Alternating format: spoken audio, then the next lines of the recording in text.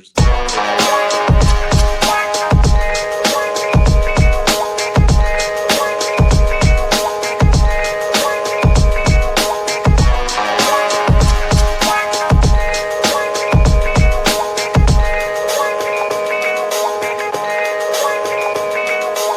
Unsung narrative, young dumb American, arrogant, throwing fits, ripping shit, tearing it, imperative. Then I'm killing this mic no matter where I live. These derelict rappers acting a fool, this embarrassing is flagrant. That's the nature of this entertainment, and we can't even change it. Guilty before arraignment, now the system tainted. But when we speak, they all laugh at us. And y'all wonder why I'm lacking trust. Try to fight a giant with attorneys that can back them up. That's church versus science, both sides start acting up. I'm late on my assignment, hopping up a mile high, climbing, obviously never silent. New alignment, I'm defined, cannot describe it. Used to describe it as a young graffiti artist. Before the beard, I always got carded. At every bar, even though my bar has been the hardest. The scars on my face said I ain't always been the smartest. But I'll show you where my heart is. I said I'll show you where my heart is.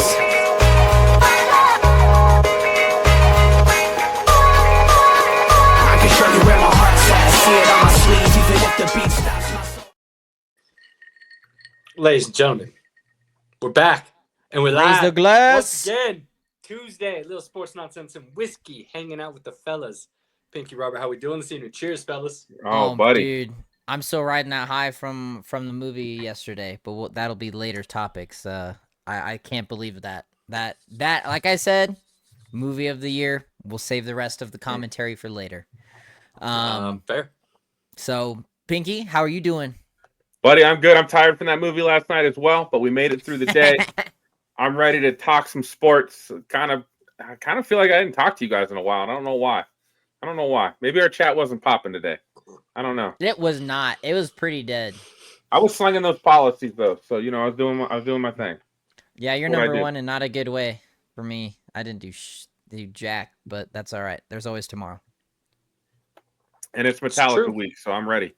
I'm ready. And I move into my new apartment. Woo! So that's all exciting. Yeah, I'm as you can excited. see, big things happening here with sports nonsense and whiskey, ladies and gentlemen. Yeah.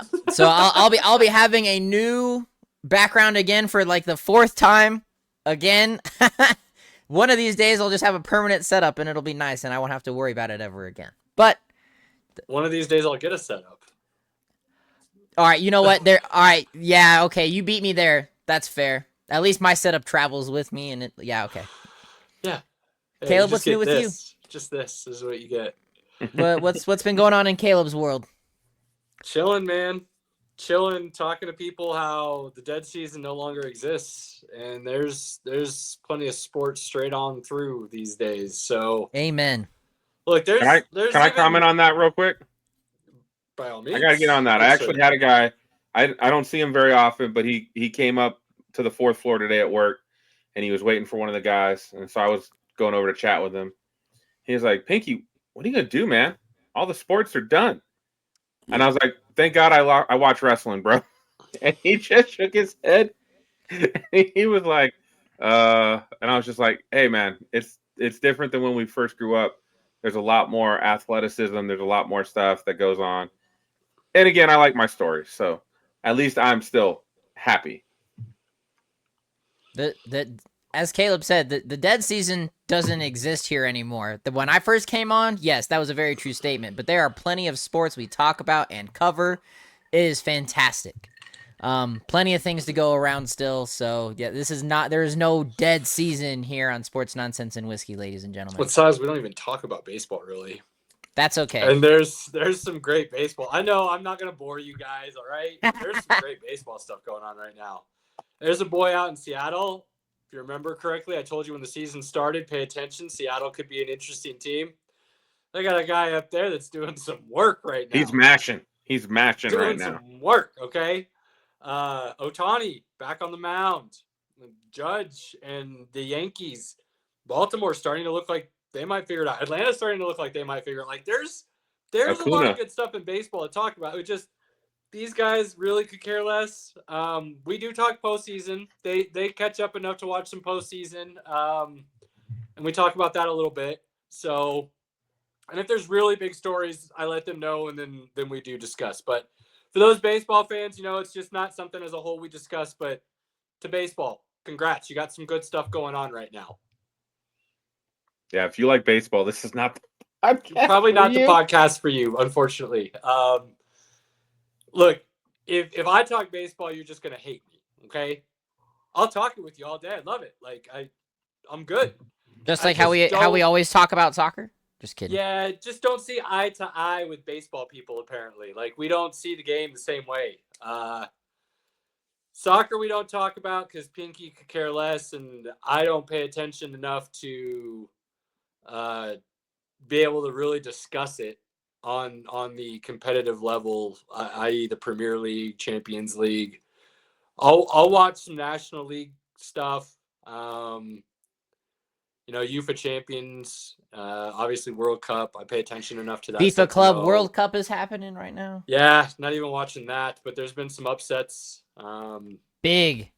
Yeah, some big ones for sure. Like I pay attention enough to see the big stuff. I don't watch it though to be able to discuss it. That's the problem.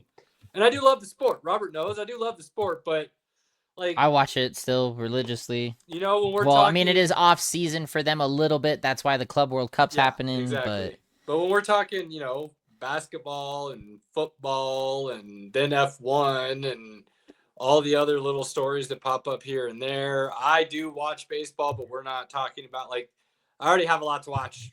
So, trying to then keep up with, professional soccer that's on a completely different time zone schedule makes it even more difficult. So I mean, we watch F1. It is what it is. The argument could be made. Because we do watch F1, but I'm not going to go down Pandora's box on this. Well, the difference though is I can watch F1 while I'm taking care of the kids and still know what's going down, whereas I could miss something for 2 minutes in soccer and I miss the whole game.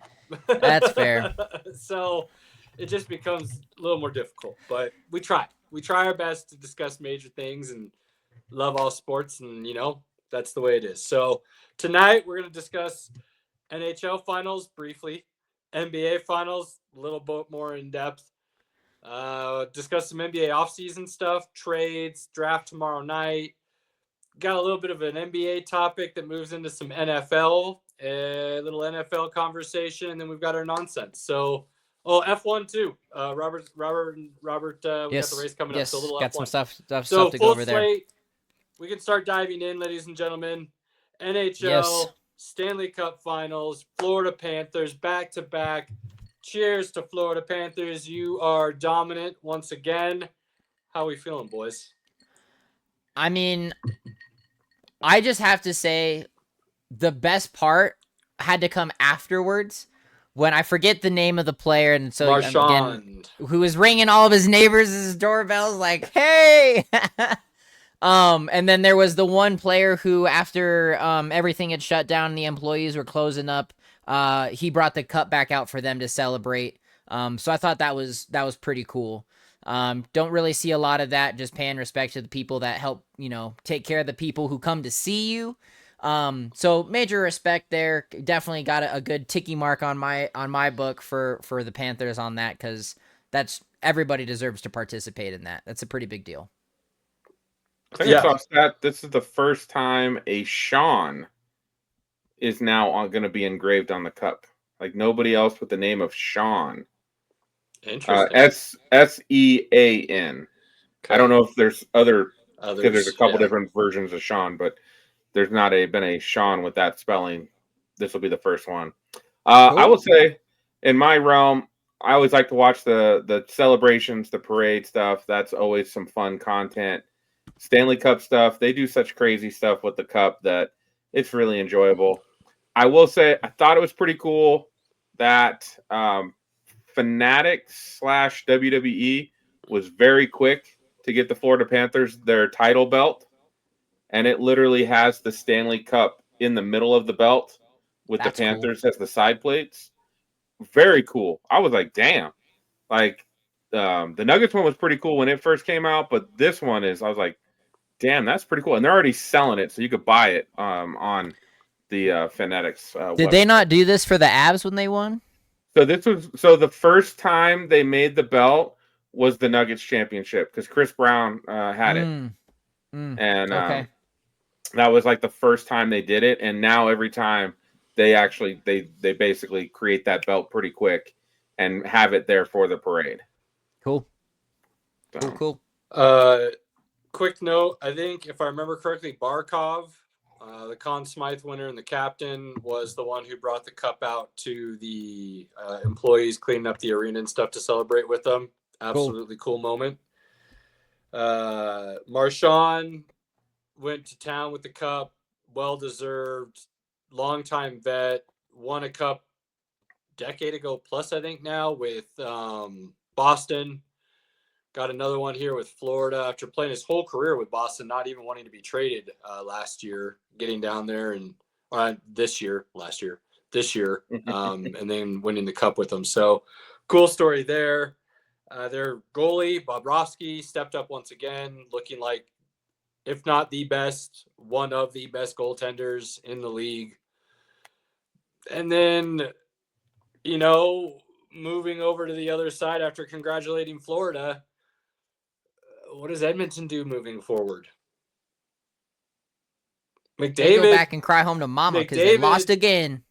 Nah, man. Nah, not like that. McDavid looked noticeably frustrated multiple times during that series. And then after the series comes out and basically blames it on the coaching staff, for lack of a better way of saying it, because he basically said something to the effect of, I don't know why we kept doing the same shit over and over again. Like, why didn't we make adjustments? Why didn't we change something? You're not going to win if you do that. So then he said, I'm going to look at my future and take the off season. I'm going to kind of see what happens. And that kind of sounds like a guy who doesn't want to re-sign in Edmonton long term. If that's the case, I mean, so this is, it's not just losing the Stanley Cup back-to-back years. It's the way they lost both years. Game 7 last year, after coming back down 3-0 to force a Game 7. This year, didn't they win Game 1 in overtime? Yes, they did. Lost Game 2 and 3 in overtime. A statistical anomaly. Yeah, so, and then losing in 5, not even getting another game after that. Rough couple years for Edmonton, and then your starter starts talking the way he has been. It doesn't send a lot of hope and potential going into the offseason moving forward. So very interesting to see how Edmonton handles this. As Axl Rose of Guns N' Roses said, where do we go now? Yeah, that'll work. That absolutely works. Yeah. You're welcome. You're welcome. So, very, very much high and low with that Stanley Cup final. Moving on to next year, the Avs. Let's go Red Wings! The best odds for the Stanley Cup, as it sits Avs today. Currently have the best odds. As it sits today. I did not see that. Yeah, there was another team that's tied with them, but they were at the top of the list according to Vegas odds. I don't think it was actually. That's wild. Yeah, I did not see that today. I would not have guessed that. I like what Colorado can do going into next season, but they had a chance to beat Dallas and they couldn't this year. So then Dallas looked like they were the favorite and then they got smoked. Yeah, it's okay, actually it's a 3-way tie. Sorry. Okay. 3-way tie. Avs, Oilers, Panthers. Wow. Plus 700. Interesting. So, who's fourth? The Carolina Hurricanes. Yeah. Who have continued to let down. And great regular season and can't get over that hump in the playoffs, can they? So should be interesting.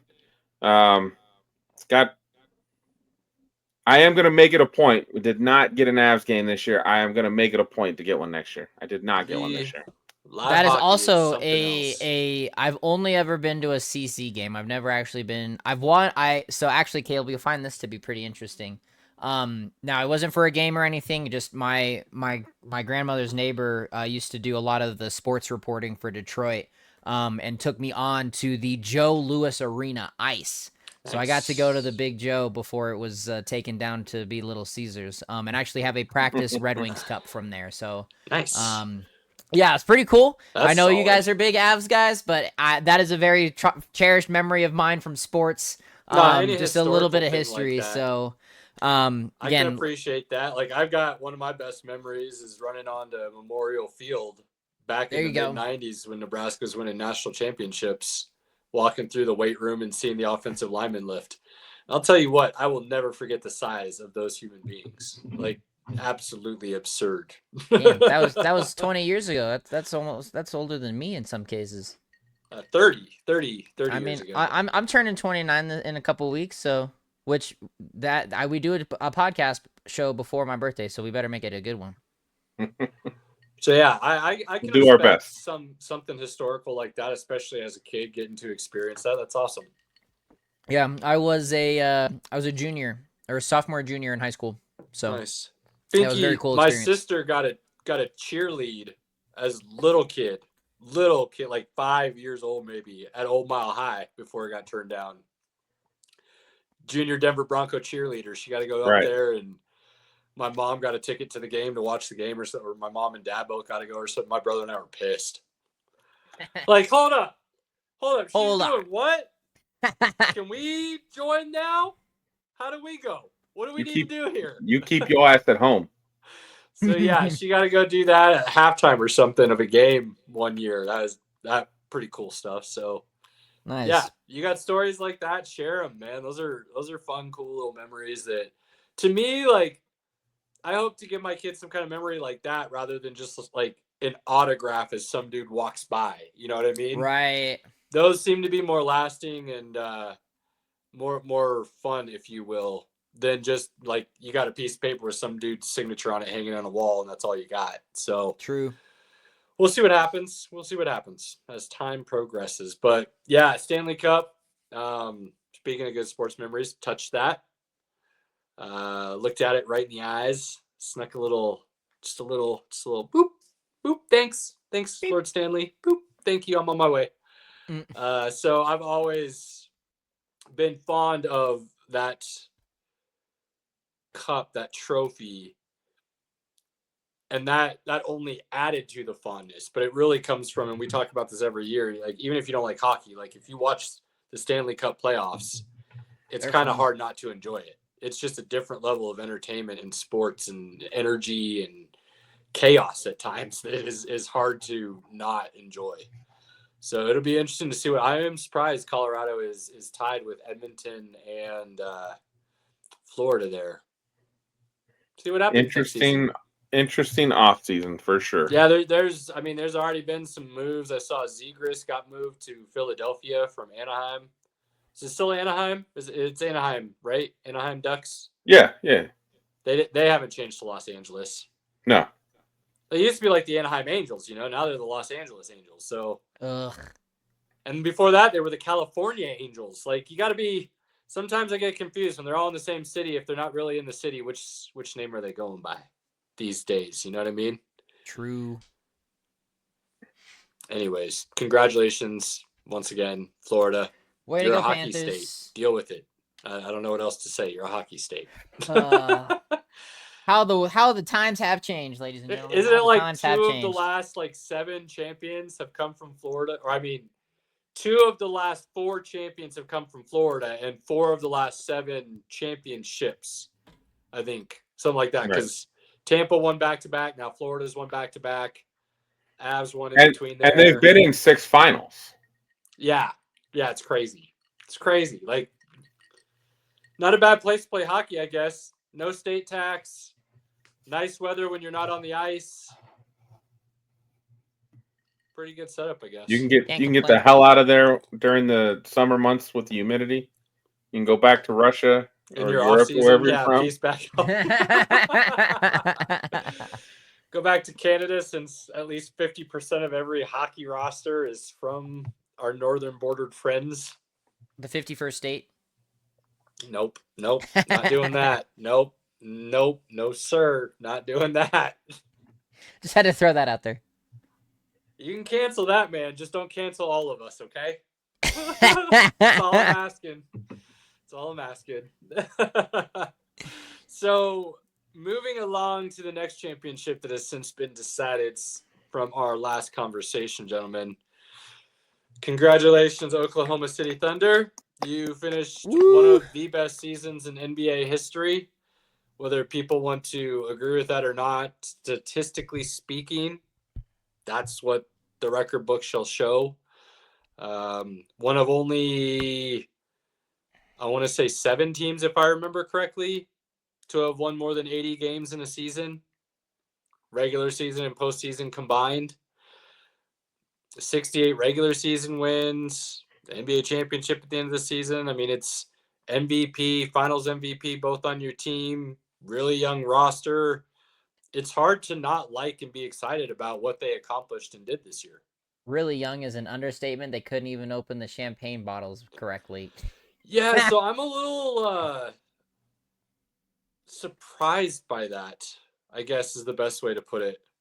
Maybe the youthful education through high school and college is just different these days, but I'd have thought there would have been a little bit more excitement. And I don't mean necessarily drinking, but they learned how to pop some bottles. They popped some bottles, and then they pretty much just like abandoned the party. It was wild.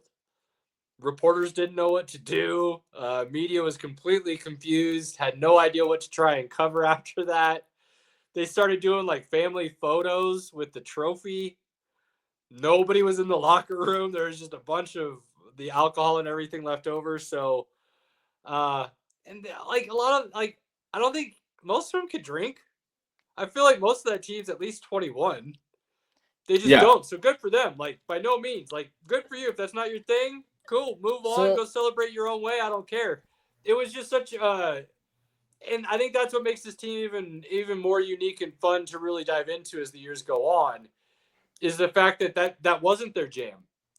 And they've kind of said that all year. Like, there's a lot of camaraderie. They're younger.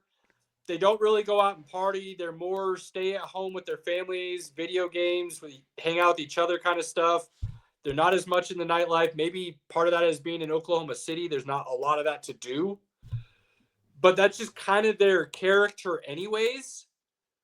And it's part of why I think this team was so close, is they all kind of have that same vibe of they're not really that necessarily party nightlife type of crowd. Like, they like themselves a good party. It's just not what they necessarily like. They're more homebodies.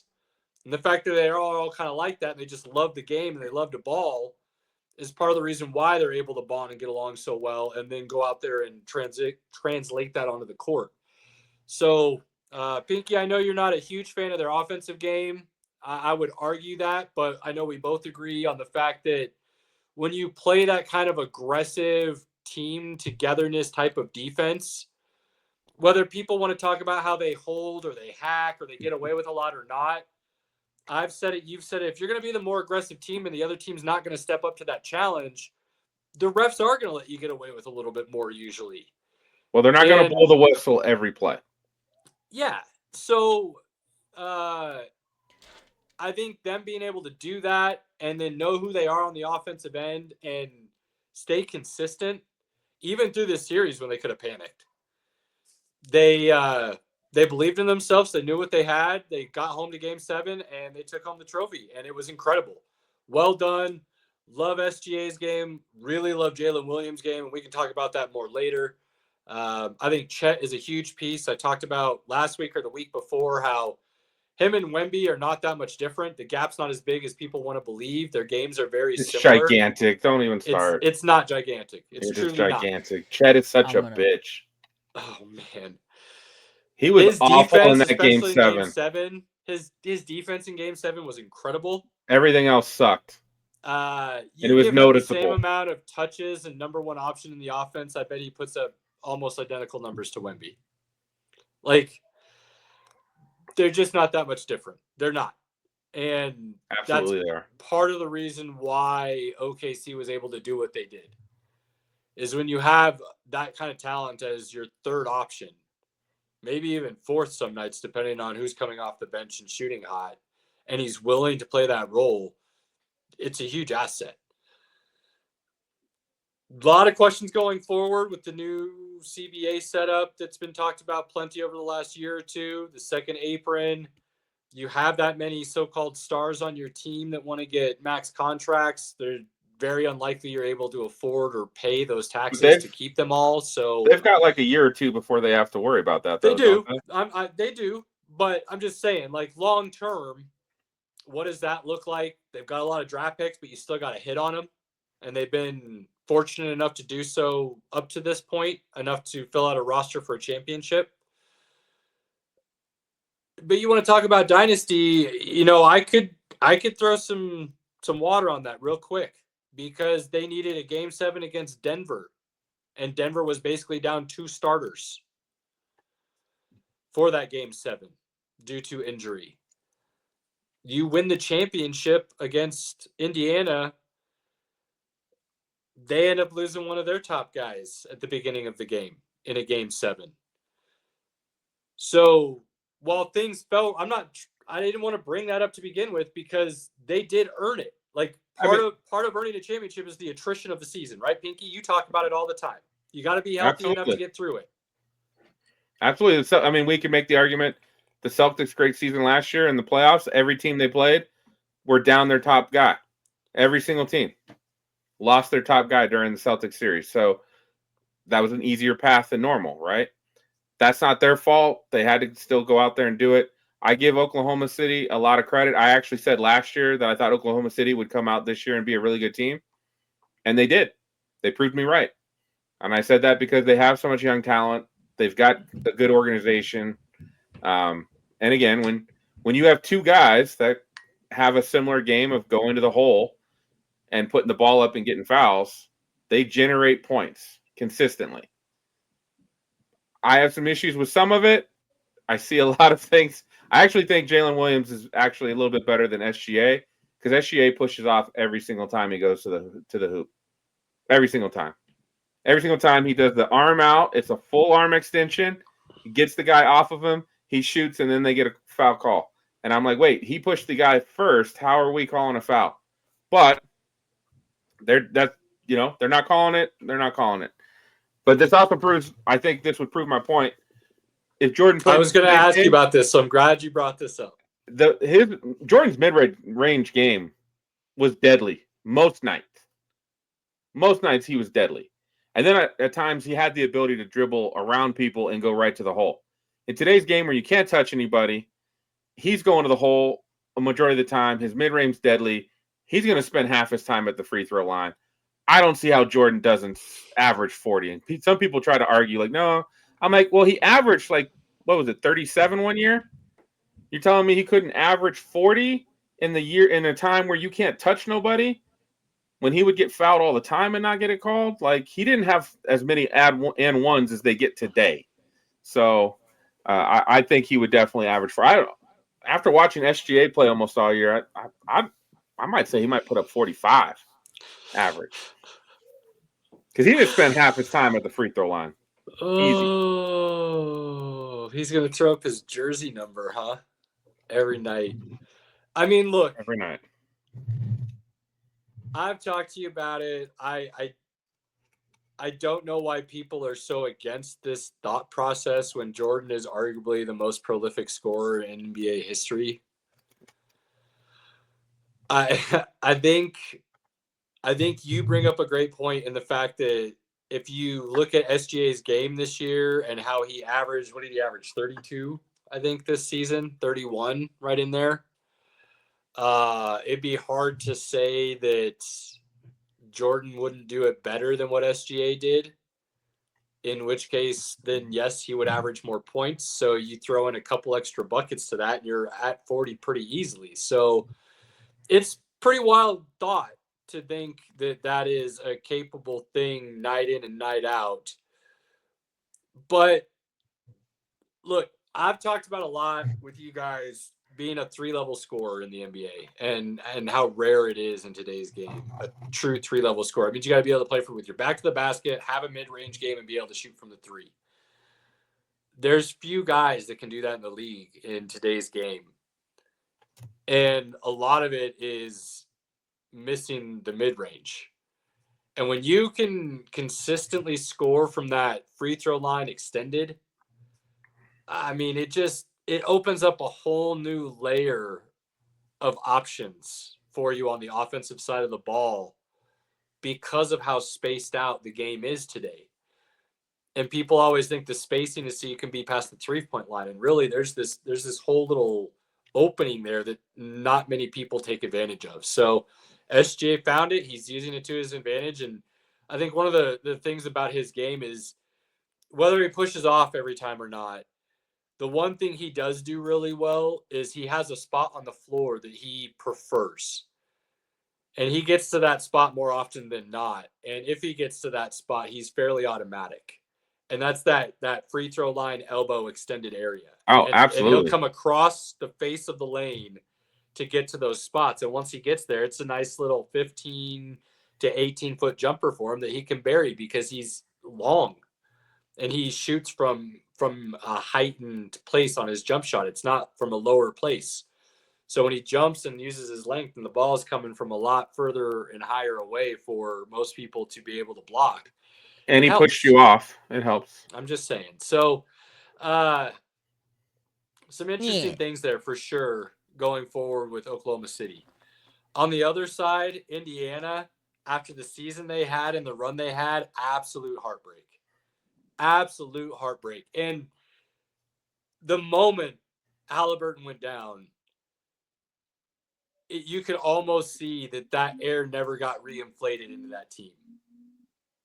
Like they were there, but it looked like they just couldn't find that gear again. And look, let's be honest. You want to play what if games? Halliburton came out on fire. He looked like he was coming out to etch his name in the record books in NBA lore as far as Game 7 NBA Finals go. Like he looked like he was about to rise and ready for that moment. And to see him go down after the way he started and the way that game started, honestly, I mean, it looked like it was going to be an electric Game 7. That was gruesome because, like, you can literally just see that thing snap. Yeah, it was. Because I was leaving. We were having dinner with some friends. We left, went to Buffalo Wild Wings to meet up with my buddy Zach, and I saw the alert on my phone. I get into the bar and they're doing the replay and it's like you could just see it. It was just like snap, and you're like, oh damn! Like there's no question that was Achilles, like none. Yeah, it was bad. Like, lower leg injury. So lower leg injury. From there, it just looked like they never could quite find that gear again. Well, they didn't. They don't. I mean, McConnell's cool and all, but he can't attack the way Halliburton can. And Halliburton can attack and then dish. They didn't have a guy that could replicate that. So as soon as, OKC kind of tightened up the defense in the second half, it was a wrap. Yeah, I think Halliburton I want to say he was third team All-NBA. They didn't have another All-NBA player on their team. So not that they're not a good team and the run they had. I mean, look, we're talking about context and injuries on OKC's side. Indy had a nice little luck advantage run as well to their advantage. Mm-hmm. I mean, the way they were able to get Milwaukee after Dame went down. They got the Cavs with Donovan Mitchell hurting halfway through the series. Yeah, first round with Donovan Mitchell and some of the other issues they had there. Garland was maybe still hurt and Mobley, there was some issues there. Like, so that was to their advantage. New York, were they worn down again? You got to wonder a little bit with the issues they had last year with that. And then again, the way they looked in the Eastern Conference Finals after beating Boston. I mean, they got Boston beat even before. I think they were going to beat Boston even before Tatum went down. So it looked like New York was ready to roll, right? They put all that energy into beating Boston. That's what it felt like, right? And then they had no gas left, so you got a no-gas New York to get to the finals. And then people like us are saying gentlemen's sweep. And, a lot of the media was saying the same thing. I will caveat with I said every game would be close, so I didn't think it was going to be a blowout series. Just they wouldn't be able to quite get over OKC. I was horribly wrong on that even. Like, Indiana came to ball and play. And to get to a game 7 and then have your leader, your star player, your dude on the court, who we want to talk about magical runs, the shots he had hit in this playoff run to get them to where they were. Dude, that's like losing your quarterback in the NFL. You lose your quarterback, you're pretty much done. And that's pretty much how it went down. It's not even, but it's even more than, I mean, it's losing Patrick Mahomes or Tom Brady in the Super Bowl. Mm-hmm. Just devastating. Absolutely devastating. So I felt so bad for Indy. And let's be honest, you could tell OKC felt that as well. Like, right. Just as pure competitors, they felt that weight as well. They're like, damn, we're not going to, almost like they knew people were going to say, yeah, but after it. And that's unfortunate because that's not what I'm trying to do right now by any means. I'm just trying to talk from an Indiana perspective and the what if and the heartbreak. So what do they do going forward, right? I mean, Hallie's out all next year recovering from Achilles. So they're going to lose a year after being in the finals, taking OKC to game 7. And now you're going to lose a year from your star dude. Tragic. Celtics are in the same spot. And get better, right? You got Mathurin looking really good in the finals, starting to show up and play ball. Siakam said this group and this team, this organization, this city helped him find the love of the game again, and he doesn't want to be anywhere else. So are guys willing to take some cuts and stick together? Are guys going to ball out next year to then move on and go somewhere else? And then what do they look like when Hallie comes back? You know, OKC's got a lot of questions, but they're completely different questions for their roster and how they're going to build it than what Indiana's got to look at and deal with now. And that's wild. Absolutely wild. And you want proof positive of that? Moving into NBA offseason, trades, draft, free agency, and the like. Look what Boston's now done. Boston's looking to completely unload and change their entire roster by all accounts, outside of Brown and Tatum. They already waved the white flag, man. They're done. I don't think that's what they're doing, Pinky. Trading Drew Holiday, yeah, that's a vet leaving who's a great defender. Anthony Simmons, he's no slouch. That dude can ball, and he's young. So to get him from Portland, it was odd move from Portland in my mind. Why are you bringing in the vet Drew Holiday? You got a lot of young talent already at that position. I mean, you're trying to make Scoot Henderson your future. Now you're bringing in somebody to basically take his I'm not quite sure what Portland's doing, but it kind of makes sense for Boston. You move on from Kristaps Porzingis, another big contract. Right. Injury issues. Okay, well, I guess that's not terrible. You're getting some stuff in return, right? Like, they're going to overhaul this whole roster. Not really. They actually just unloaded his contract for the most part. That's what they're getting back in return, is they're not paying that second apron tax. They got like a second-round pick and something like a backup player for him. That's what the new ownership wants to do. Remake the roster and get back under the salary cap. At least the taxpayer. So do they keep Brown and Tatum? Is next year's basically Brown's audition to say, I can be the one and only star and we can build around me? And that does give him leverage to move Tatum after he comes back from injury. Do they think they can still win with both of them? They're going to build around both of them? I don't think they move Tatum. I think you got to move one of them, personally. I don't think you can win another championship with both of them on the roster moving forward, because you'll never get as deep as you just were this season. I don't think they'll ever be able to be that deep again. I think that their starting five only played. They were like the Nuggets starting five. They only played like 51 games together. Al Horford is aging. He's not going to be around much longer. I mean, they got to make some big decisions still, but they're willing to go all in. Brad Stevens is a genius, the way he's moved these pieces around in these last couple of years, and offloaded and make this a championship team and give them a window. So I don't doubt the moves he's making, and I think he's got a plan. I'm interested to see what else he does. But Boston's reshaping themselves, and they're doing it on the fly quickly. who else is going to do the same? Washington? Surprisingly, Washington is kind of, they're like, let's give us all the vet max deals that are awful that only have like a year left. And then we'll do drafting this year. And we just got the first last year and or the second last year. I can't remember, Sarich, I think. And then give us whoever we get this year. Looks like it could be Ace Bailey, I think, is kind of who people are projecting to go to Washington right now. Forward out of Rutgers. That could be insanely good. You know, that's a different remake, but they look like they're trying to remake. They got rid of Jordan Poole's awful contract in some of those deals. So, you know, taking on something that has a bad contract, but only for a year rather than like 3, and being able to then completely reset the roster, that's interesting. San Antonio decided to stay out of the Kevin Durant sweepstakes because they didn't want to give up what was potentially some of the really good young pieces that they like and want to build around with Wemby in Castle. And they just acquired De'Aaron Fox last year. Looks like they could be adding Harper, the guard out of Rutgers, who is right now projected to them at 2.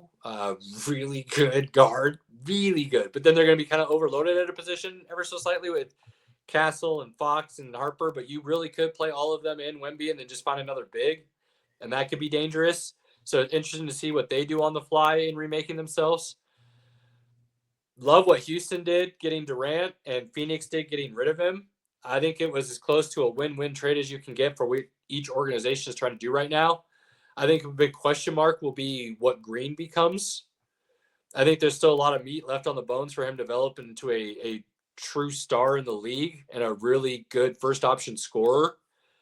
But there's also some potential that what he's shown us kind of this year and in the playoffs run is kind of his ceiling, which isn't bad. It's a really nice player, but it's not going to be your one option. And Houston still has Seguin. They still got, gosh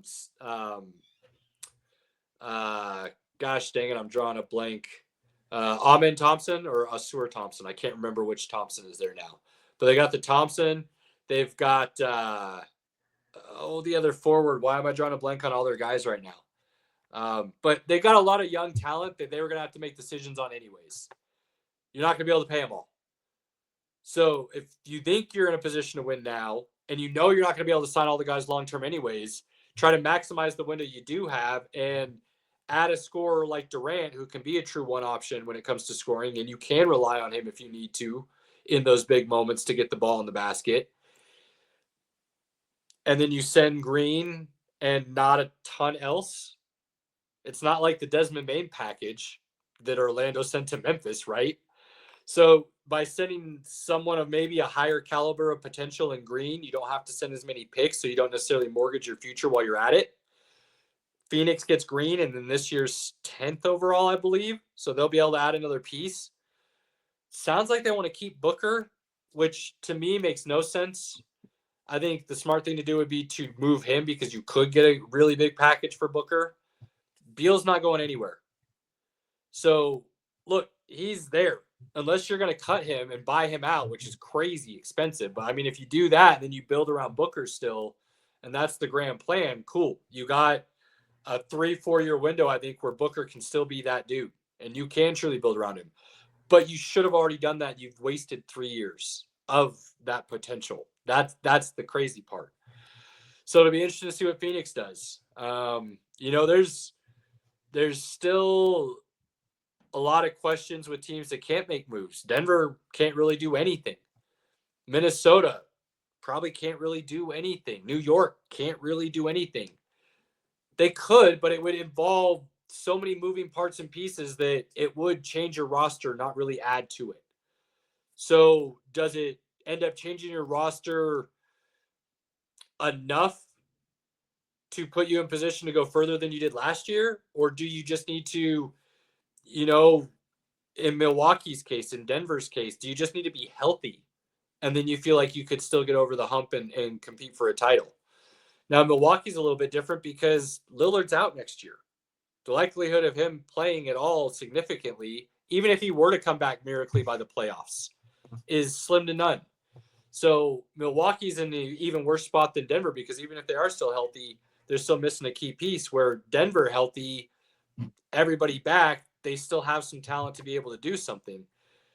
What does LA and Luka look like with LeBron and adding a piece, a big or not? Reeves is a nice third option. I've said that. There's a lot of really cool things that are going to get answered or not answered. And when I say not answered, I mean the team did nothing, and we didn't have to worry about any of the questions to begin with in the next couple of days. And the draft is tomorrow night. And Cooper Nice. Flagg's going 1. And Nice. I am truly amazed at the wide-ranging opinions on what his NBA career is going to look like. I've heard a lot of people say he's going to be Scottie Pippen. And I'm like, at a base level, maybe. But his offensive talent is so much further along than Scottie Pippen's ever was in my mind. Pinky, I don't know how you don't see these things, but I don't see that level. You're talking about an all-time great and a guy who hasn't stepped on the court in an NBA yet. That's like majority of people's comps is him and Kawhi Leonard. Is majority of people's comps for Cooper Flagg right now. I think Flagg will be really good. I just don't know if I'm going to put him up on that level. That's pretty. Those two dudes are on a whole different level. So, but he's going to be so good. That's all about. He's going to be so good, barring injury, because Pinky loves to talk about that. Barring injury, this dude's going to be elite, and I've been telling you that for years. Well, Pinky, give us your opinion here real quick on this. No, we need to move on. We spent too much time on this, and me and you haven't talked about anything in 20 minutes. So fair enough. All right. So maybe you guys should pay attention to the NBA a little bit more so you can talk about it. I'll maybe move on. So Pinky, there were some big NFL things you wanted to just bring up as we were getting into the start, right? Move on to F1. Oh, okay. Why? I mean, I'm not gonna say no. I'm not gonna say no. Okay. So we got the Austrian, Grand Prix this weekend. Lot of big things happening there. So I guess I will start off first with Ferrari. Actually putting, and I believe it was for an injury or something like that real quick, but they are sitting somebody else in the first practice session instead of Charles Leclerc. So that'll be interesting to see what happens there. I know Ferrari again has had a lot of issues this season, but they, for whatever reason, are the only team to have finished every lap thus far. So that's pretty wild. Especially with the inconsistent races and the other issues behind the scenes that have been going on. That's wild to hear that stat and then think you hear that and you're like, damn, they got to be first or second in the Constructors' Cup, then, right? Yeah, and then you're like, oh, they're fourth. Yeah. Like, wait a second, they're what? Where are they? They're third. Okay, they moved up a little bit. Oh, they're not catching anybody. Wait, yeah, no. How? Where? Yeah, it's wild. It's absolutely insane. And I mean, Toto Wolff was even on record, the Mercedes boss, saying, don't write off Lewis Hamilton yet. I mean, he was basically parachuted into an all-Italian team. They are still figuring out personalities and things and where the car really should be and what they're trying to build the car for.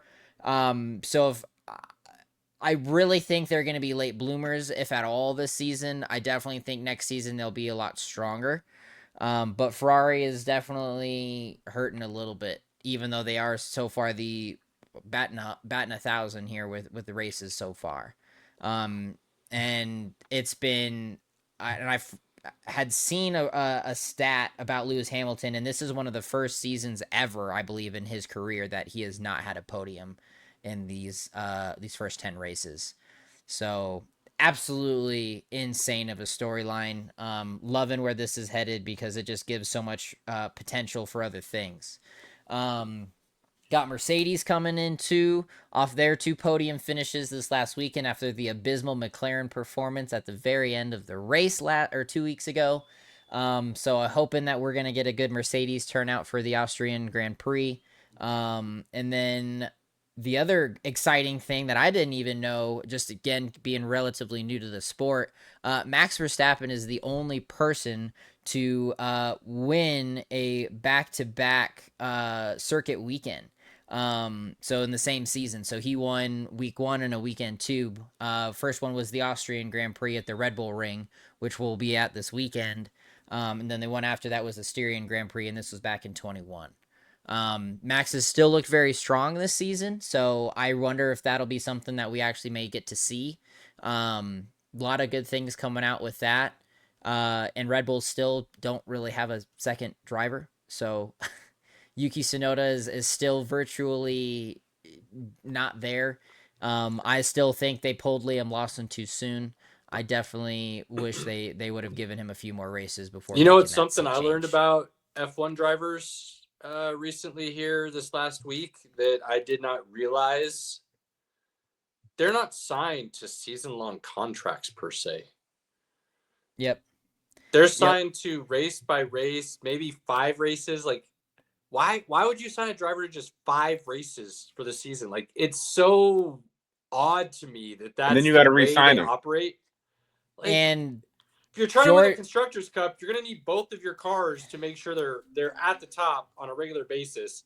That's not going to happen if your driver only has a 5-race contract. That means, like, you could like what he's doing, but maybe a lot of other teams do too. And now you just opened your ass up to watch him leave because somebody else is going to give him, like, I'm like, that's wild, dude.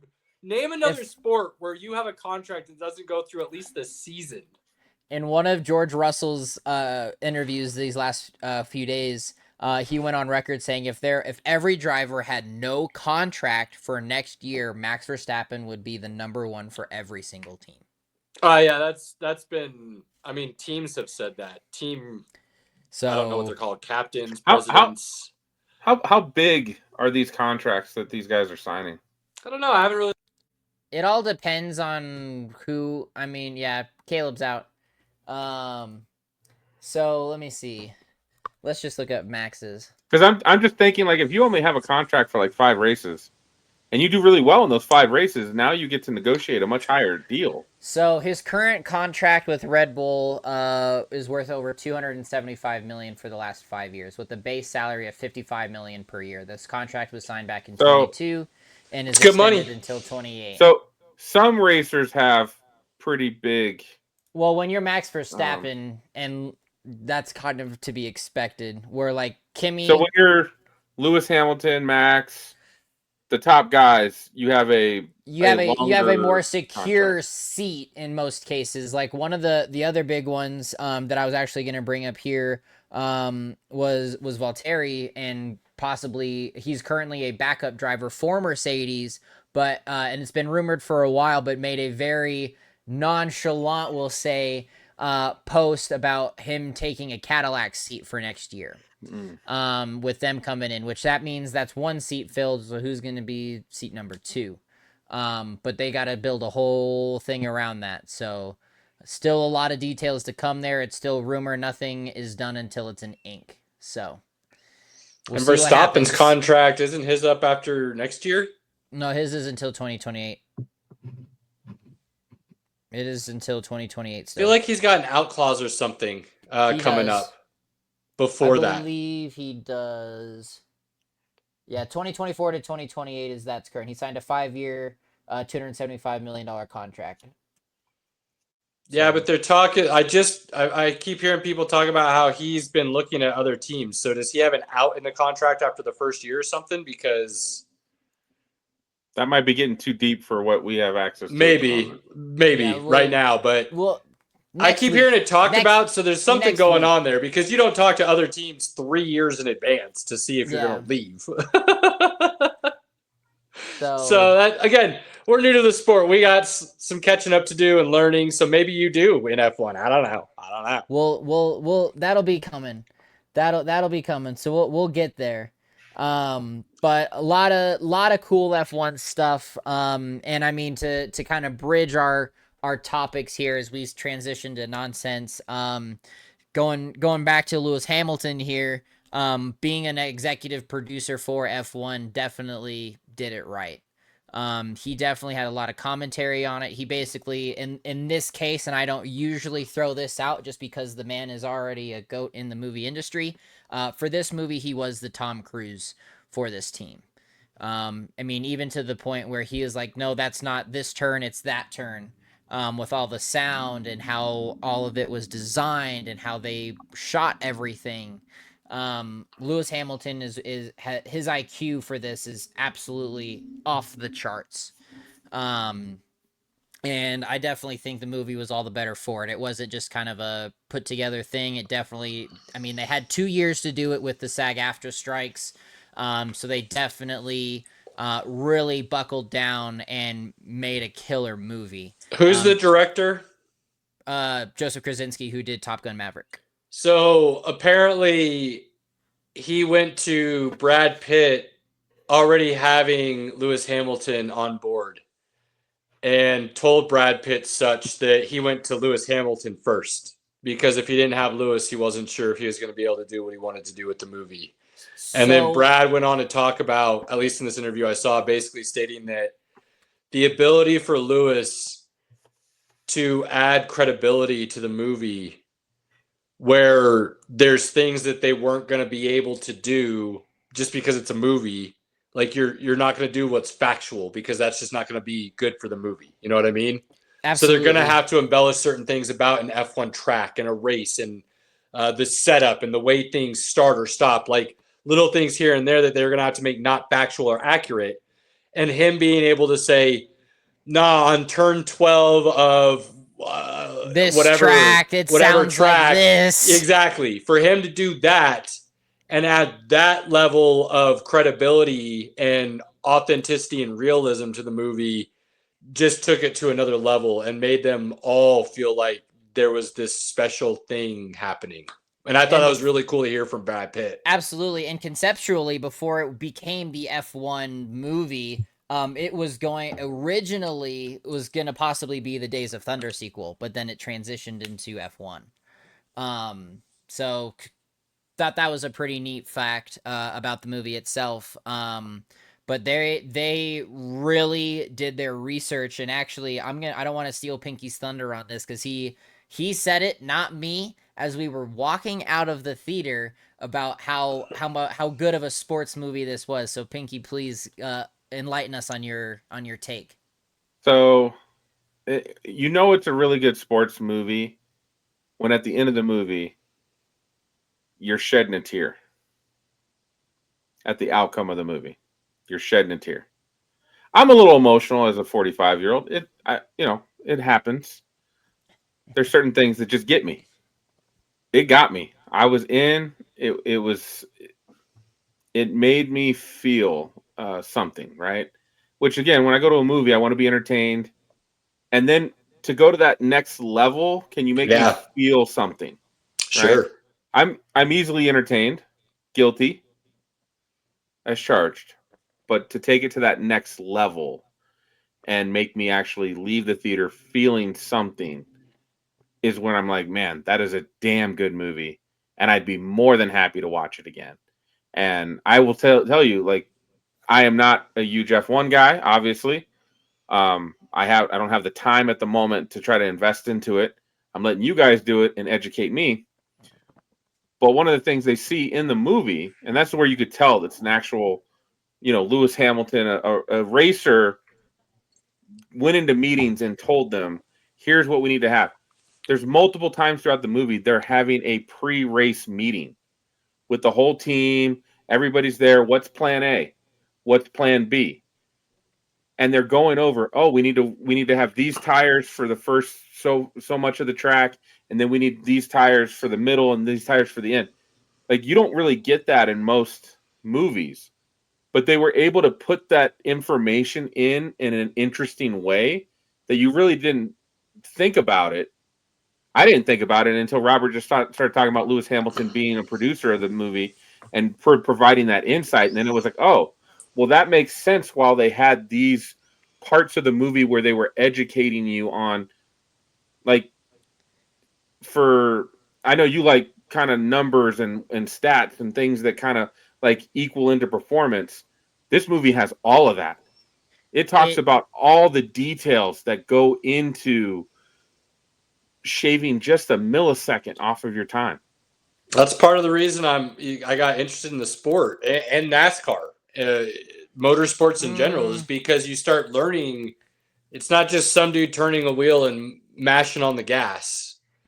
The intricacies involved with these teams and their setups and their strategies and their decision making, their testing is wild.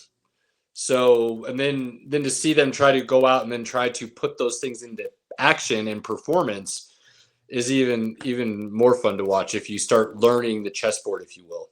And that's what. Oh, go ahead, Pingy. No, you go ahead. I was gonna say that's what also I think just being so involved with F1 now and getting into the sport and understanding the sport, it also gave me the feeling that you don't have to be an F1 person to enjoy this, but you will be an F1 person by the end of the movie because of all of the intelligence behind it and how they built the car and how this specific car and this isn't really spoiler or anything, but they built the car for combat in a very unconventional way to start winning races. And that is, some of the things you don't get in just watching the race, but when you actually break it down, you really see, oh my gosh, there are all of these little intricacies on the car that are helping them basically progress and be that overtake. Why'd they do that, Robert? Why did they make the car for combat? Yeah. So that way they could overtake them in the turns rather than the straights. It was a very unconventional way to do it. Easy, gentlemen. You're starting to get very... It fit their driver. Pretty close. It's right on the verge. Those changes fit their driver. The driver drove the car that way. So if they could make the car better for the way he was an expert in driving, made it better overall. Yeah.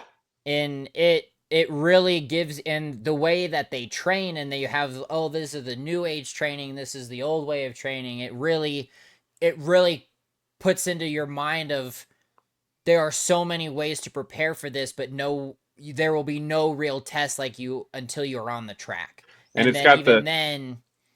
Pinky, you just said something interesting. Sorry to interrupt real quick, but you said something interesting I think ties into your love of especially football in a conversation we've had many times, and that square peg round hole idea that the NFL has. And if you're not going to build your playbook and your play calling to the talent, and you're going to try to force the talent into some situations that they're not good at, you're not going to get the top performance. So to hear, you obviously it's something Robert and I understand as we're following the sport now, but to hear you pick up on that from watching the movie and the fact that drivers don't all drive the same. So find their strength and then make the car react to those strengths, build around it. That's real similar, wouldn't you say, to the game plan and square peg round hole idea from the NFL? Absolutely. And it's a mirror image of itself. And that's what ended up, again, making them successful in this, is because they finally realized, can we change what we're doing to fit the driver we have? Right. And same thing in football. When you get a certain amount of chess pieces, you got to do what those chess pieces do well. Yep. You can't just say, I'm going to keep running what I'm doing when you have players that don't quite fit that, that exact picture. Find those tie-ins, ladies and gentlemen. Sports have them more than you think. And you start finding those similarities or those things that you can equate to the same thing. It allows you to find your foot into the door to that new sport. And once you have your foot in the door, that's half the battle into, starting to enjoy something new that you may not have thought you would have before. This movie was so good. Again, I had some tears at the end, so obviously I felt like it was good. But there are moments, the way they filmed it, you feel like you're in the car. You Absolutely. Feel like you are gliding through the track. Phenomenal. Absolutely. phenomenal. And this is not, I mean, I will say this because that is my own opinion, but this is also coming from other people that we had gone to see it with, because the production team who did F1 were also behind Top Gun Maverick. They were even saying that this is slightly better or on par with Top Gun Maverick as far as the movie goes, which I mean is an incredible feat. And I mean, you have that nostalgia piece with Tom Cruise and it being, you know, Maverick and Goose's son and whatever, but this was a true original story to that element that you didn't have to have that nostalgia to it. You don't need to be a big fan of it. You go into this movie and you're left going, whoa. Not having seen it, I would say I could see that just from the standpoint that, I mean, if we're being honest, it's easier to be able to film an F1 movie than it is a fighter jet movie. So the ability to be able to get a car on a track is a lot easier than taking a jet up in the air. It's just simply the case. Dollars and cents tell you such. So just from that aspect alone, I could see how that would give it just a little bit more of an edge to be able to have a little bit more of that feels of the moment that draw you in.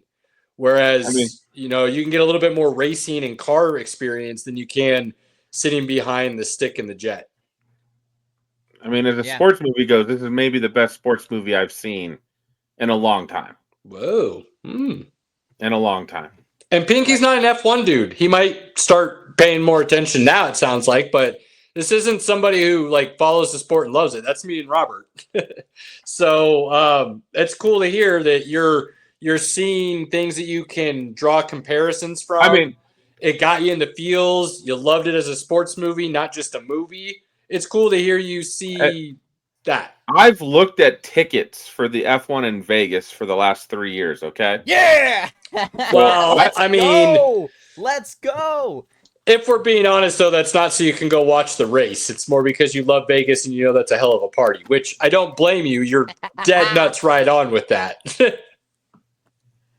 It's a good reason to go to Vegas. Let's just say that. Sure. But even one of the guys we went with last night was like, so, and I told him like, because he's like, is there really a Grand Prix in Vegas? I'm like, oh yeah. He's like, we should go. And I'm like, dude, they're actually making it affordable now too. So I hope they continue that. We looked at tickets.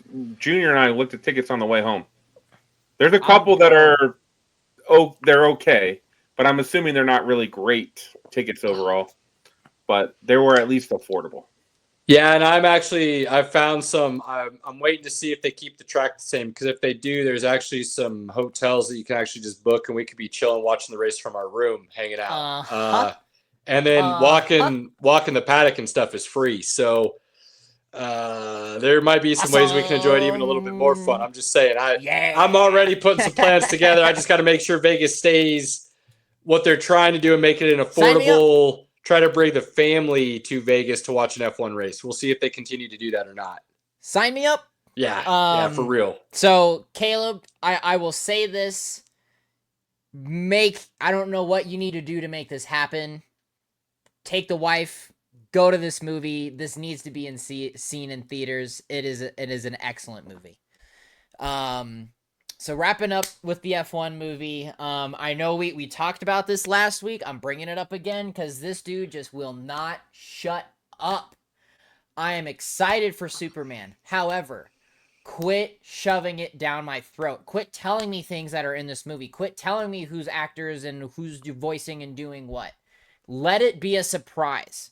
That's part of what made Guardians so great. And when you made it the first time, is all of these little nuances and things that you put in there, and you're like, oh, well, nobody's found this Easter egg or whatever, and it's still being sought after. Dude, I would have loved to have gone into the movie and found out that Palm and Bradley Cooper were voicing some of the AI bots in the Fortress of Solitude. Don't come out and tell me that immediately when this movie's a couple weeks away. Save it as a surprise, because you've already spoiled a majority of this movie. I am still excited to see it, but like, James Gunn, shut up. You've done enough promoting of the movie. We get it. Move on. We already are going to go see it. It's outsold Fantastic Four in tickets. It's fine. Let the movie do its job. Please. Stay away. Kevin Feige's not talking about all of these other things that are happening in the Marvel world right now. He's keeping a tight lip. Loose lips sink ships, dude. Like, shut up. Let this movie surprise everyone. Period. Like, I cannot stress that enough. Nothing makes me more upset than when a whole entire movie is spoiled for me before I even go and see it. Period. I don't know how you all feel. I mean, Caleb, I know that's how you feel. You definitely want to have it be your experience and not somebody ruin it for you in that case at all. And I mean, I'm already feeling like Superman is in many cases ruined at this point because there are so many things being already given. Yeah. Especially if it's coming from the director or the producer and he's telling me how I have to feel about the movie. Like if there's a plot twist or story twist that like people have completely butchered or gotten wrong and you want to clear the air after the fact, like, okay, cool. But that also tells me, like, if you have to go in and you have to continuously tell me how I have to feel about the movie before I've even seen it, it doesn't give me good feels that the movie's going to be any good going into the movie. It makes me feel like the movie is filmed such that if I don't specifically see it and enjoy it the way you're telling me to, then I'm going to walk out saying it wasn't a good movie. Which to me would mean then it's not a good movie because you're having to explain things to me. And then that means you left a lot out or you didn't do a good job telling your own story, or it just leads to a lot of questions for me personally when I hear people talk like that about a movie. And today he even released a first look at one of the villains in the movie. I'm like, dude, stop. Stop. I get you are so in tune with social media. Here's your gold flipping star, man, but quit ruining a movie that I actually have more excitement for over than Fantastic Four. But again, I said it already, F1 will be the movie of the summer. I really believe that. Superman at this point it just should have been straight to streaming at this point. Should have just been released on HBO Max and we should have been over. Like, that's out of bounds. That's out of pocket. That's out of pocket, Robert. They have pushed him across the line. Right into the deep end he's gone, my good friend. Pinky, bring him back. Throw that lifeline out there for him quickly. No, again, you keep, like, at this point, Predator Killer of Killers should have been in the theaters, and nobody's expected that coming, and nothing was spoiled. It was a great movie. And then now I've already got basically the first, second, and third acts of Superman already out there in the world. Like, hold on. I was not prepared for this level of rant from Robert this evening. I'm mad, dude. Like, Superman is one of my favorite characters of all time, and he is sitting here ruining it for me. Let's see if you can reel him back in a little bit here, Pinky. I can't reel him out because he's out of pocket. He's out of bounds. I agree. They have shown way too much in the trailers. I can agree with that. But what they have shown are so many moving pieces that we don't know how they all fit together. How are you going to relay this into a story because of how many moving pieces that they've shown? That's what I'm still interested in seeing. Can James Gunn, because they've shown us so much, they've got a big-ass monster, and they've got the Green Lantern guy, and they've got Nicholas Hoult playing Lex Luthor, which he looks awesome. Guy Gardner, not Green Lantern guy, just to be clear. He's part of the Green Lantern Corps, okay? He's Green Lantern right now. Yeah, okay, cool. Not like part the of, current, like Green Lantern's Hal Jordan for me, okay? Like, hang on, Robert. For us that want to know more and are trying to learn, when you say he is the Green Lantern right now, do you mean like in the current comics that are being written as we speak in the Marvel timeline? Oh. I mean, in the DC timeline, Guy Gardner. Guy Gardner is the Green Lantern? Guy Gardner's been around for a long time. This is after Hal Jordan. But we're getting a Lantern series bringing Hal Jordan in, and he's an older Green Lantern. It's not like he's young or just getting the powers. Like, this has already been around for a while. Is he from Earth? Is he Earth's Green Lantern? Yes. Okay, so... And he's a dick. Yeah. I'm good with all of that. He's in Peacemaker, too. And so is Hot Girl. Is Hal Jordan the original Green Lantern? No. Eh, He's All the I know second about one. Green Lantern is what Ryan Reynolds put on film for us. That's No. my extensive all- knowledge of Green no, Lantern. No. So I know the name Hal Jordan. I know Paradox, and then I've researched enough to know the true like what Paradox really should have been and things of that nature, right? Like I get all of that. And Actually, I know the movie didn't do great at whatever. Hal But- Jordan is pretty much like the original. Okay. See, And then you like you've if you want got- to, he's the quintessential Green Lantern. You've got John Stewart as kind of the second one. That's and then the Guy Black Gardner. Green Lantern, right? That's the Black Guy Green Lantern. Which is what Yeah. the Lantern series is going to be doing on HBO with the older Hal Jordan. Is he the current Green Lantern in comic books? I'm not reading the current DC line because they're so fractured in doing so many other things. They've got, like, but Guy Gardner is year like one an and- old. He's like an old Green Lantern. Ish, yes. Why would He- you bring him into now if he's not the current like? Because Hal Jordan isn't ready for this universe yet. So that's why, because Guy Gardner is going to fit this personality of the DCU better than Hal Jordan will be, but he will be introduced. Is Guy Because- Gardner like a popular, well-known, liked version of Green Lantern, or is this kind of No, like a one-off that once again James Gunn is taking a side character and trying to boost it into the spotlight? I feel like that's his whole career at this point. The best way to explain Guy Gardner is he's very egotistical. He's very like on the move, like snap decision making. He's impulsive and prone to anger issues and very, very difficult to be on a team with. First appearance, March of 1968. He's been around a while. Yeah, Guy Gardner, and he's got a bowl cut and everything. Like he's a very interesting Lantern. But And there can only be one Lantern at a time, right? Like they can't all be Lantern at the same time, can they? well, you have the Green Lantern Corps, which makes up Right, a but lot of they're different- all from different sectors Yes. protecting. I'm talking about like our sector, for lack of a better word, Earth's Green Lantern. They can only be one per sector at a time, right? Yes. Okay. To my Learning on the fly understanding. here, people. Okay, I'm trying. So, and it is very much because again, well, and that's where James Gunn is. I don't know where he's going with this because at this point in the DCU, we're getting an older Hal Jordan. We're getting a John Stewart. We're having Guy Gardner currently.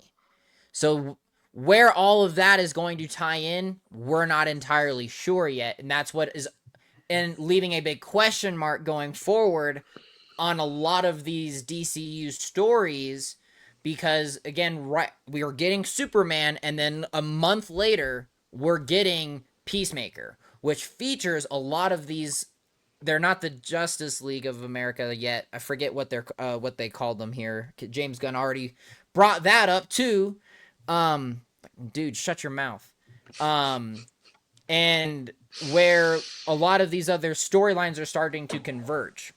Because you also have Rick Flag Sr., who is also now coming into one of the main folds of the Superman movie, who we also just got in Creature Commandos. So there's, again, a lot of moving pieces and a lot of things is being told Peacemaker and a big name interwoven. in DC? Like, is that a normal big name? No. No. Was he like a normal big name for Suicide Squad? Why was he featured in that to begin with? That was James Gunn's version of it. And Well, that's no, because he was in the technically not original canon. before Gunn took over, wasn't he? No, he was No. not. He was No. not. He was added into the second one. Okay. Because you have the Suicide Squad with Will Smith and Margot, and Oh yeah, that's right. Jared and then- Leto's Joker. Okay, Yes. yeah. I remember that is now. not My part bad. of this. Then you Right. have Yeah, the not part of, Suicide and that's Squad, right. That had the pyro guy and the boomerang guy. And okay, Captain yeah. Boomerang, yeah. The Flash's one of Flash's nemesis. So this is what I'm but starting yes. to think. Like, and this is what worries me a little bit. And this is coming from, again, very novice with comics and things of that nature.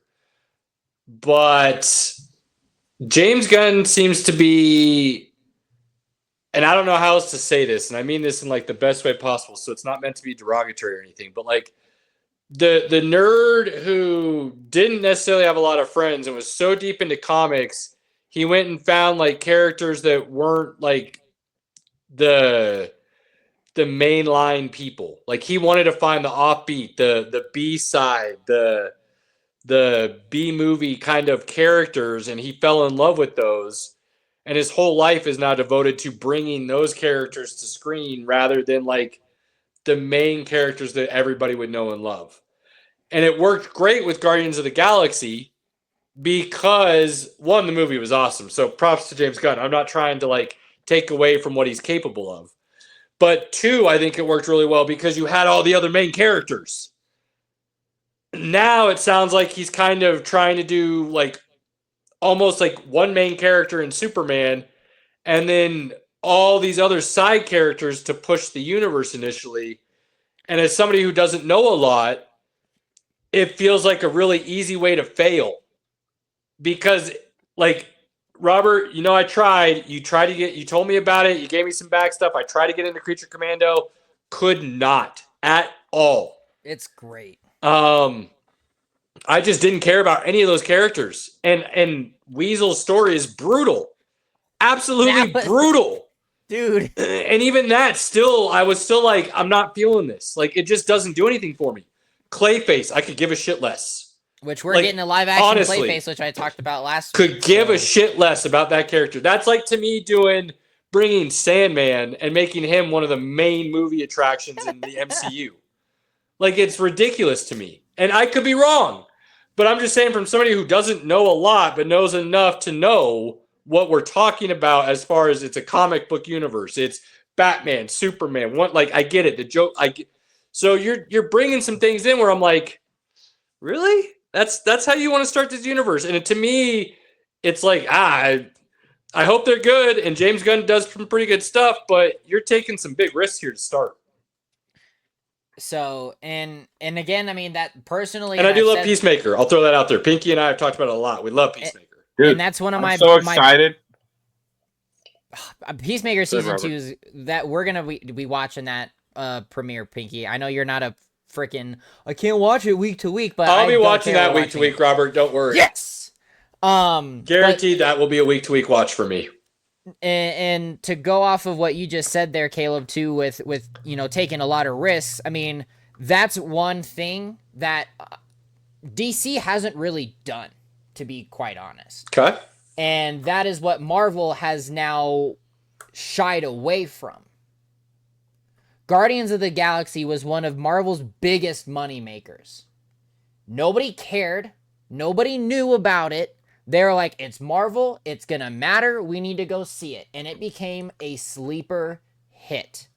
I mean, again, casting Chris Pratt... I had heard of Star-Lord before, didn't really know anything about the character that he was part of Guardians of the Galaxy. So that was like a huge introduction to me, and I loved it.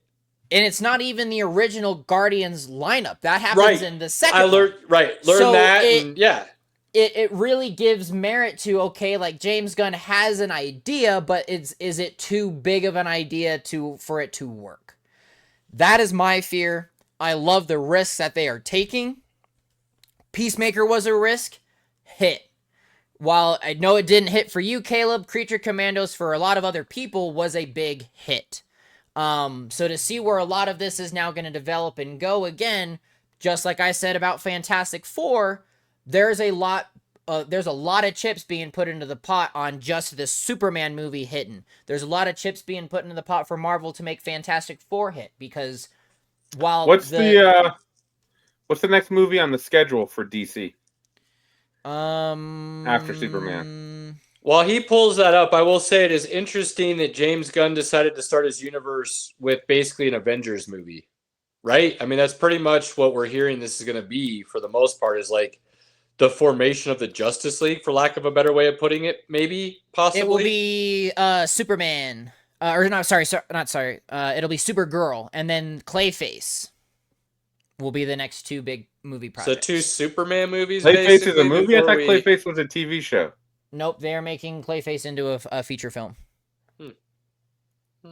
Yeah, so the Supergirl movie with Millie Alcock, who played the younger Targaryen from House of the Dragon, is playing the character. Very interesting way to start a universe, it feels like. Dropping you kind of right in the middle and going from there. I don't find Clayface as a movie. That just doesn't seem interesting to me. Yeah, and this will be Supergirl will be introducing Jason Momoa's Lobo as well. Mm. So Wait, has it been?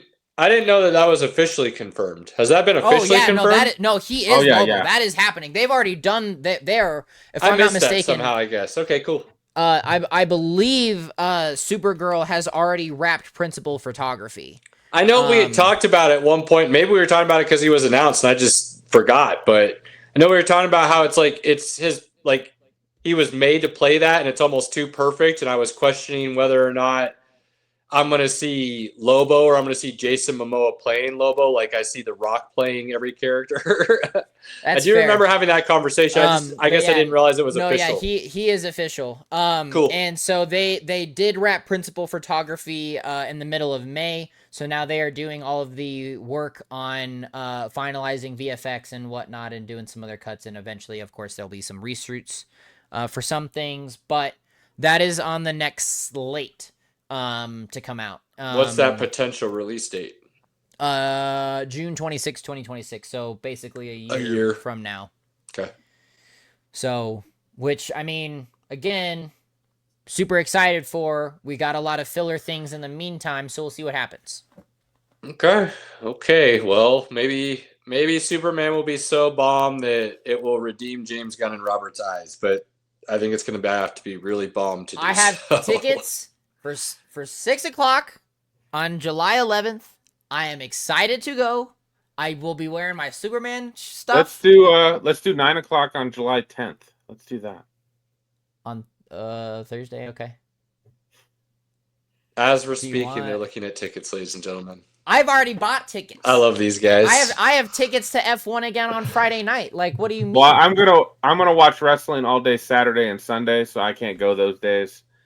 But Thursday there's a 9:00 showing in the Dolby. We could do that. So, movies. Word. Let's do some final thoughts. Wrapping it up, Robert. You've been talking here for a little bit on everything. What are you feeling and thinking here to wrap things up this fine evening? F1 is back this weekend. I'm so excited, especially after watching the movie. I am excited to see it again on Friday night, but I'm really excited for the Austrian race. Mercedes finally may have found a good car, bearing that McLaren, messes up again or whatever happens there. And then Metallica with my boy Pinky on Sunday. Going to be so excited for that. Going to be a very long day, but I am very, very stoked. So again, love hanging out with my buddies. Get that midday nap in. You'll be fine. You know it. Been excited to hang with my boys. It's been great. Again, Pinky, I didn't say it earlier. Thank you for skipping wrestling last night to come and experience F1 with me yesterday. That was a real awesome treat. So I just love getting to share that with you. And then Caleb, eventually we'll be getting some of that out there for you too when time allows. But that's it, man. I just love it. I just love you guys. I love doing this. This is good stuff. Nice, Pinky. Yeah, man, it's Metallica week. My wife not even going to see me. I'm gone Friday. I'm watching wrestling with Ron on Saturday, and I'm back at Metallica on Sunday. So I'm out. Oh, I love it. Dead season doesn't exist, ladies and gentlemen. If you're a sports fan and you still believe in the dead season, you are sounds doing like yourself you need a to find disservice. another hobby. You need to find another sport hobby and better get on it quick. Doing yourself a disservice. You need some help. You need something to watch. You need something to keep you entertained. You come talk to us. We have things to get you involved. Okay. Even if I have to go talk to you and figure out how to get you involved in a dynasty football league, I will find something to make sure your dead season is no longer an issue for you, okay? Get it. On that note, do not waste those moments with your family, friends, loved ones, inner circle, whoever you may consider that to be. Cherish those moments. Take advantage of them whenever they come up. Father's Day just happened. 4th of July is coming up. Movies are coming up. There's plenty of reasons to get together. Until next week, we appreciate everybody for supporting us in any way that you do. Hit us up. Let us know what you're thinking. Like, follow, share, subscribe, all that good stuff. Appreciate you. Till next week. Out. We out.